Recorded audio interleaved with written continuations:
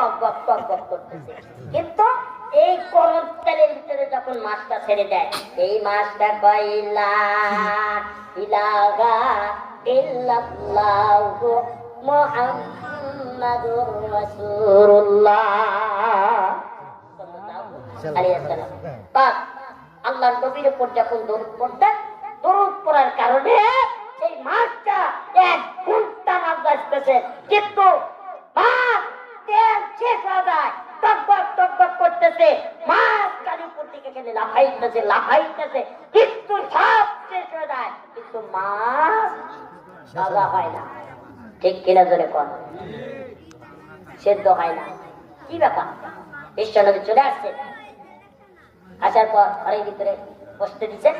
আবু বকর, আলী, ওসমান বলতেছে, হুজুর বলে কি? বলে মাছ আমাকে ডেকে নিয়ে এসে এইভাবে বসা রাখছে, আমাকে খাবার দেয় না। আল্লাহ নবী বলতেছেন,